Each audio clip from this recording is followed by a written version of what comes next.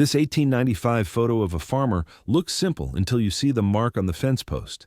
It seemed like nothing at first. A man standing tall, a barn behind him, the kind of image that ends up in antique shops with a $5 sticker and no second glance. But one detail in this photograph would unravel something that thousands of families in the American Midwest were never supposed to talk about. A system so quiet, so ordinary looking, that it hid in plain sight for over a century. Elaine Sandberg had been working as a collections archivist at a regional history museum in Topeka for almost 11 years when the photograph arrived. It came in a banker's box with 30 other items, part of a donation from the estate of a retired postal worker named Harold Ostrander. Most of the contents were unremarkable: old letters, a few railroad maps, some receipts from a general store that closed before the Second World War, and then, at the bottom of the box, wrapped loosely in brown paper, was the photograph. The print was a cabinet card, slightly foxed around the edges but otherwise in good condition. The image showed a man in his 40s or early 50s, broad-shouldered, standing in front of a wooden barn. He wore a collarless work shirt and dark trousers, and in his right hand he held a pitchfork, handle down, like a staff. His expression was serious but not grim. Behind him, you could see the corner of the barn door, some dry grass, and a fence that had been painted white, though the paint was clearly peeling in places. He looked like a man who had built something with his own hands and wanted the camera to see it. Elaine had cataloged hundreds of images like this, farmers posing with their tools, their animals, their land. These were aspirational portraits, meant to project stability and self-sufficiency. This one seemed no different. She turned it over to check for markings. On the back, in faded pencil, someone had written, J. Beckner, Stafford Cummer, 1895. She was about to set it aside when something made her look again. It was not the man. It was not the barn. It was the fence post just to the left of his hip. There was a shape carved into the wood. At first, she thought it was a knothole or a crack in the grain, but when she tilted the photograph under the lamp, the shape became unmistakable. It was a symbol, a circle, bisected by a horizontal line with two short vertical strokes beneath it. Deliberate, cut deep into the post. Elaine stared at it for a long time. She had seen symbols like this before, in other photographs, on other objects, and when she finally remembered where, the image in her hands stopped being a portrait of a proud farmer and became something else entirely. Elaine had started her career at a university archive in Lawrence before moving to Topeka. She had processed collections ranging from Civil War correspondence to early 20th century women's suffrage materials. She was meticulous by nature, the kind of archivist who noticed when a letter's paper stock did not match the date on its postmark, or when a photograph's studio backdrop was inconsistent with the supposed year of its creation. She trusted evidence more than narrative, and over the years she had developed an instinct for images that lied. Most old photographs lie a little. They frame things out. They pose people in ways that suggest relationships that did not exist, or comfort that was never felt. Elaine accepted this, but occasionally she encountered an image where the lie was not just social but structural, where the image was designed to conceal something that, if understood, would change its meaning completely. The symbol on the fence post was one of those tells. She removed the photograph from its protective sleeve and placed it on a light table. With a magnifying loupe, she examined the carving more closely. The lines were clean, not accidental. Someone had taken a knife or chisel and cut this shape into the wood with care. The photographer had not tried to hide it. Either they did not notice it, or they assumed no one would recognize what it meant. Elaine photographed the detail with a macro lens and sent it to a colleague in the agricultural history department at a university in Manhattan, Kansas. A man named Robert Ellison, who had spent his career studying land tenure systems in the Great Plains. She did not explain what she suspected. She simply asked if he recognized the symbol. His reply came the next morning. It was one sentence long. "Where did you find this?" Robert Ellison had been researching what he called shadow tenancy for more than a decade. The term referred to a set of informal and often unwritten agreements that governed the lives of tenant farmers in parts of Kansas, Nebraska, and Oklahoma during the late 19th and early 20th centuries. These arrangements were not slavery in the legal sense, They were not sharecropping in the Southern model, but they shared something essential with both. They created conditions under which people who appeared to be free were, in practice, bound to the land and to the men who owned it. The railroads were the key. After the Civil War, the federal government had granted millions of acres of public land to railroad companies as incentive to build westward. By the 1880s, the railroads controlled more land in Kansas than any other entity.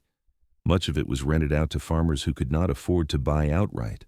The terms of these leases varied, but many included provisions that gave the railroad company control over what crops could be planted, where supplies could be purchased, and, crucially, whether the tenant could leave at the end of the season. Robert explained all of this to Elaine over a long phone call, but the part that stayed with her was the branding. In some counties, particularly those where a single railroad company held most of the land, tenants were required to mark their movable property with a symbol assigned by the company. This was ostensibly for record-keeping. If a dispute arose over who owned a plow or a cart, the symbol would serve as proof. But in practice, the brands had a different purpose. They were a warning. Any merchant who saw the symbol knew that this farmer's debts were owed to the railroad, and that selling to him without the company's approval could result in legal trouble. Any neighboring farmer who saw the brand knew that helping this man leave his lease could bring retaliation. The symbol Elaine had found, Robert said, matched a set of marks used by the Central Kansas Land and Improvement Company, a subsidiary of one of the major railroads. It appeared in a handful of surviving ledgers from the 1890s, always in connection with what the company called crop contract leases. And those contracts, he said, were as close to serfdom as anything that existed in the American West. The man in the photograph, Johan Beckner, had not carved that symbol into his own fence post. Someone else had put it there, someone who wanted everyone passing by to know that this farm and everything on it belonged to the company. Elaine spent the next several weeks reconstructing what she could of Johan Beckner's life. The work was slow. Stafford County's early records were incomplete. A courthouse fire in 1901 had destroyed many of the property filings and tax rolls from the previous decade. But between census data, church records, and a few surviving issues of a local newspaper, a picture began to emerge. His full name was Johan Beckner. He had emigrated from Germany in 1879 with his wife Margaret and 2 small children. They had come to Kansas as part of a group of families recruited by a land agent in Hamburg, promised cheap acreage and a fresh start. For the first few years, they lived in a sod house near the edge of what was then open prairie. Johan worked as a hired hand on other men's farms while saving money to start his own. By 1887, he had finally acquired a lease on a quarter section of land. The contract was with the Central Kansas Land and Improvement Company.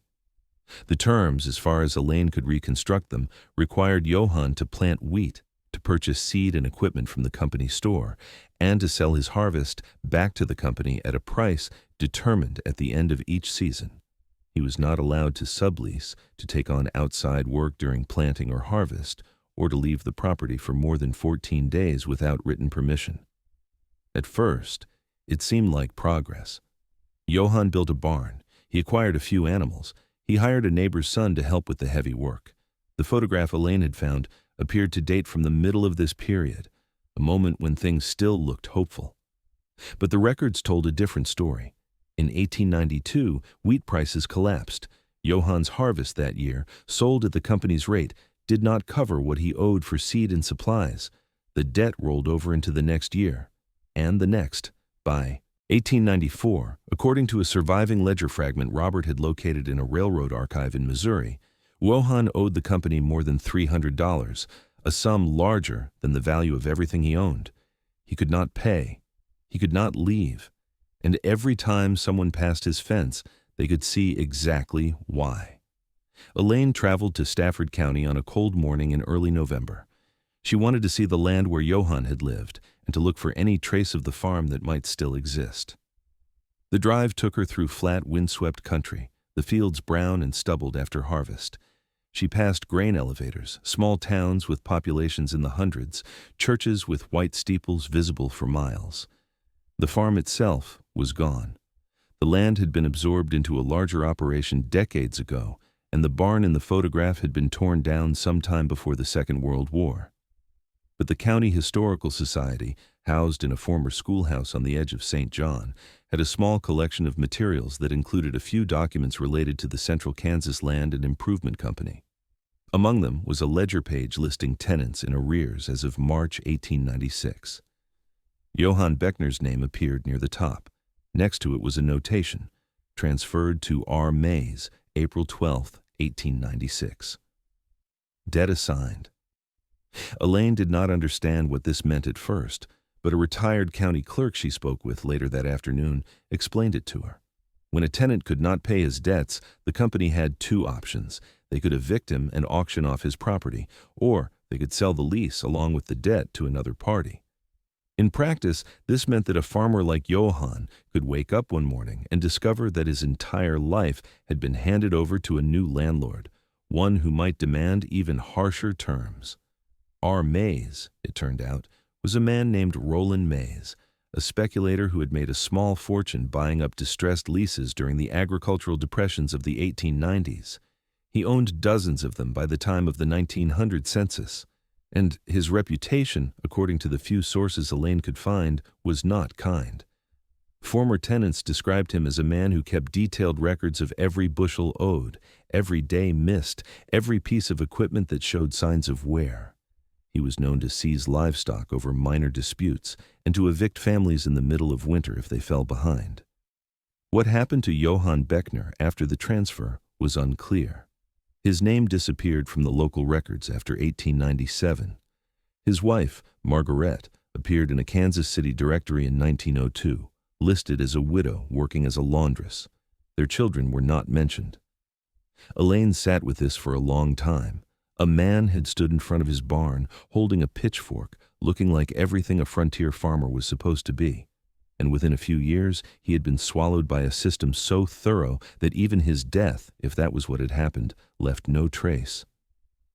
She brought her findings back to the museum and requested a meeting with the director, a man named Charles Edelman. Charles was a cautious administrator, well liked by the board and attentive to donor relations.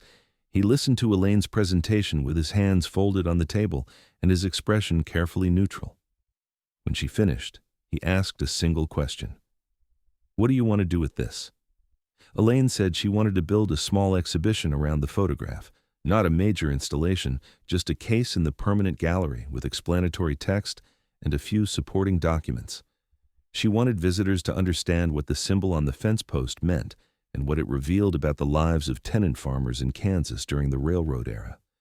She wanted to name Johan Beckner and tell his story. Charles was quiet for a moment.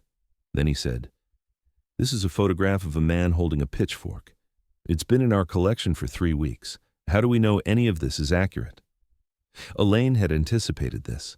She walked him through the documentation, the ledger fragments, the census records, Robert Ellison's research on the branding system, the notation showing the lease transfer.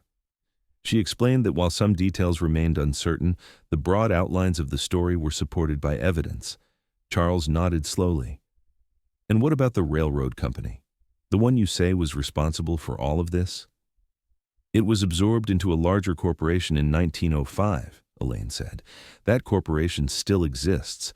It's one of the largest freight carriers in the country." Charles leaned back in his chair. "And some of their executives sit on boards in this city, including, if I'm not mistaken, the board of this museum." Elaine had not known that, but it did not surprise her. "I'm not saying we can't do this," Charles said carefully, "but I need to understand the risks. If we put this on display and someone challenges the interpretation, what happens? If a descendant of one of these tenant farmers sees this and feels exploited all over again, what do we say? If a donor calls and asks why we're making accusations about a company that built half the infrastructure in this state, how do I respond?" Elaine did not have easy answers. She said only that the photograph had already been used for a sanitized story and that telling the truth was part of the museum's mission. Charles said he would think about it. The meeting ended without a decision. 3 weeks passed. Elaine continued her research, filling in smaller details, tracing the fates of other tenants listed in the same ledger. She found a few whose stories she could partially reconstruct. A Swedish family who had fled to Minnesota after their lease was sold.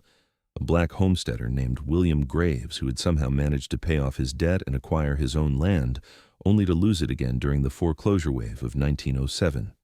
A woman named Clara Pfeiffer who had written a letter to a Kansas newspaper in 1899 complaining about the branding system, only to see her words dismissed as the exaggerations of a bitter wife. Robert Ellison put her in touch with a legal historian at a university in Chicago, a woman named Dr. Anita Lowe, who had studied the relationship between contract law and labor coercion in the post-Civil War period. Dr. Lowe confirmed that the crop contract leases Elaine had described were not unique to Kansas. Similar arrangements had existed in other parts of the Midwest, as well as in parts of the South where they overlapped with sharecropping and debt peonage.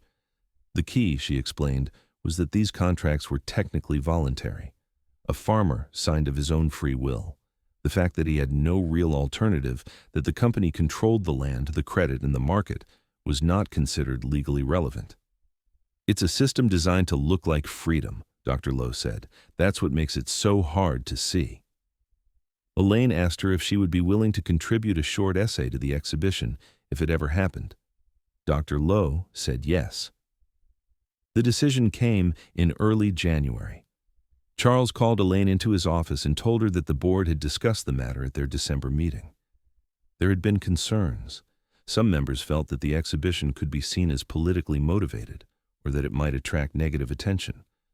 But in the end, a slim majority had voted to proceed, on the condition that the text be reviewed by the museum's legal counsel, and that the exhibition include a statement acknowledging the limits of the available evidence. Elaine agreed.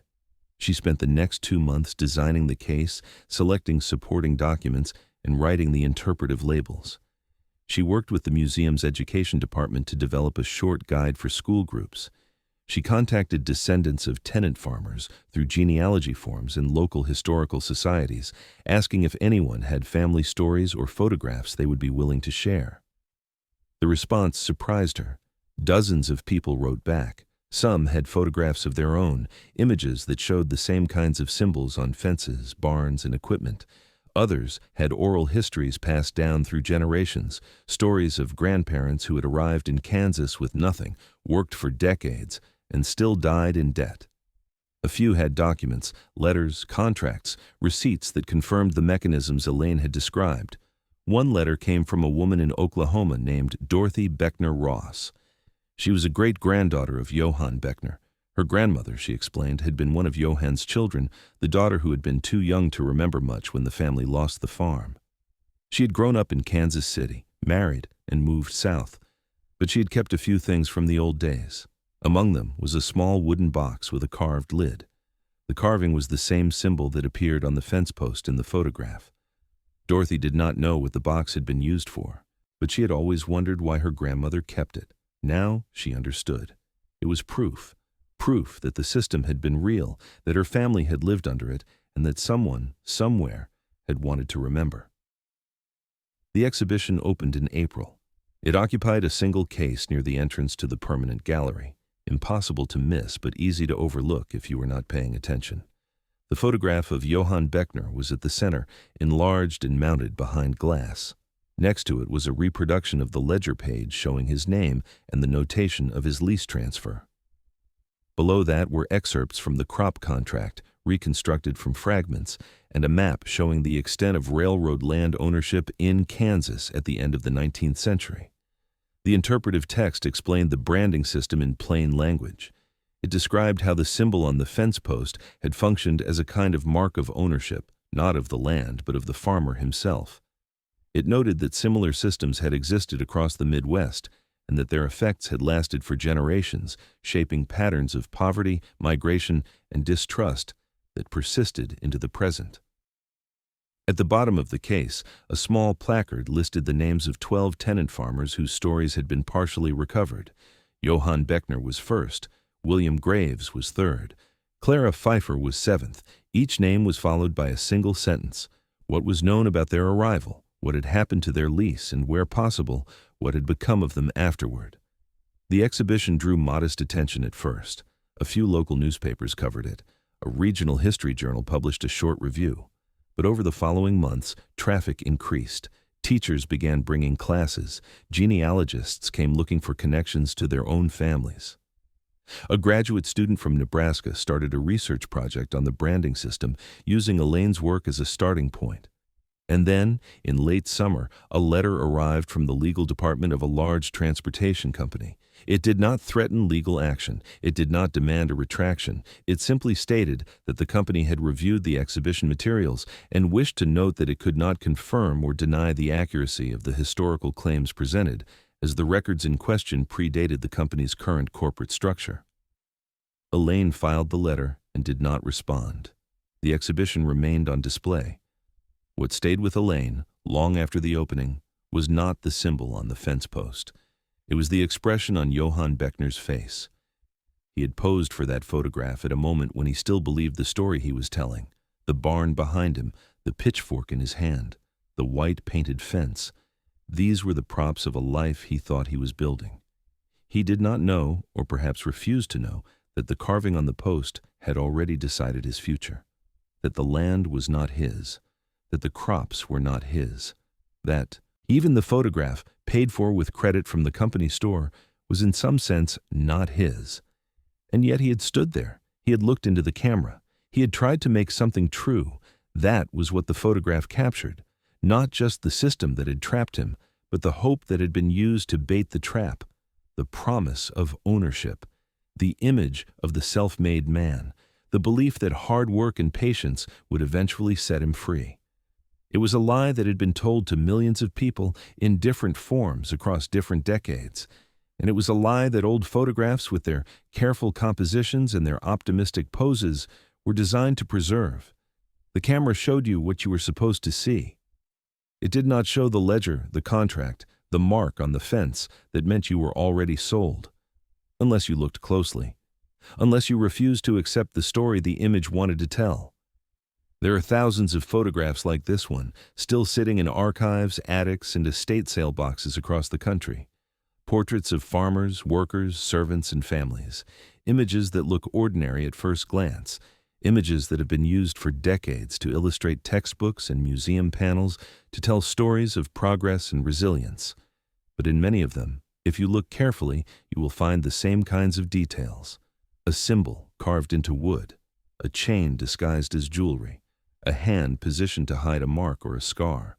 A figure in the background whose presence was never explained. A child whose age does not match the family story. An object that should not be there. These details are not accidents. They are traces of systems that were designed to be invisible. Systems of ownership, control, and coercion that operated just below the surface of what cameras were allowed to show. Systems that bound people to land, to debt, to labor, to silence.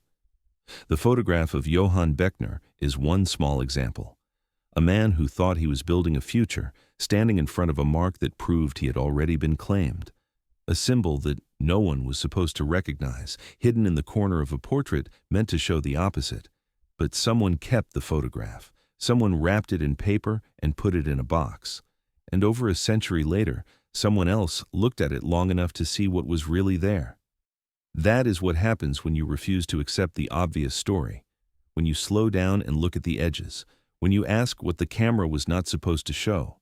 Sometimes the answer is just an old fence post, and sometimes the answer is a system that reshaped the lives of thousands of people, a system so ordinary-looking that it could hide in a family portrait for more than 100 years. Johan Beckner stood in front of that barn because he wanted to believe his own story, but the mark on the post was already telling a different one.